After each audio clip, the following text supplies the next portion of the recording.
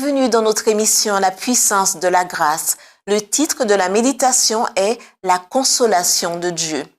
Que notre Seigneur Jésus-Christ lui-même et Dieu notre Père qui nous a aimés et qui nous a donné par sa grâce une consolation éternelle et une bonne espérance console vos cœurs et vous affermisse en toute bonne œuvre et en toute bonne parole. 2 Thessaloniciens 2, versets 16 et 17. Le Sauveur a profité de chaque guérison qu'il a accomplie pour implanter les principes divins dans l'esprit et dans l'âme. C'était le but de son œuvre.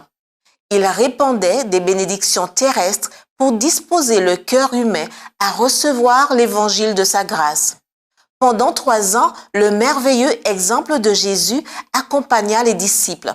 Jour après jour, ceux-ci marchaient et parlaient avec lui, écoutant les paroles de réconfort qu'il adressait aux personnes fatiguées et chargées et admirant les manifestations de sa puissance en faveur des malades et des affligés. Lorsqu'il arriva le temps de son départ, il leur donna la grâce et la puissance de continuer son œuvre en son nom. Il devait répandre au loin la lumière de son évangile d'amour et de guérison.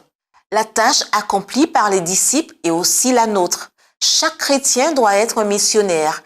Avec sympathie et compassion, nous devons subvenir aux besoins des nécessiteux. Le Sauveur s'identifie à chaque enfant de l'humanité. Ses disciples ne doivent pas se sentir coupés du monde perdu qui les environne. Ils font partie de la grande famille humaine et les cieux les considèrent comme les frères des pécheurs et des saints. Tout ce qui nous a été donné comme avantage sur les autres, éducation, délicatesse, noblesse de caractère, instruction chrétienne, expérience religieuse, nous rend débiteurs des moins favorisés et pour autant que ce soit en notre pouvoir, nous devons les aider. Par conséquent, celui qui devient enfant de Dieu devrait se considérer comme un maillon de la chaîne destiné à sauver le monde. Il se sentira uni au Christ dans son plan miséricordieux, s'efforçant avec lui de chercher et sauver les perdus. Le monde a besoin d'une démonstration vivante de ce que peut faire la grâce divine pour redonner à l'homme sa royauté perdue. Rien n'est plus nécessaire à l'humanité que la puissance salutaire de l'Évangile révélée dans la vie de ceux qui s'efforcent d'imiter le Christ.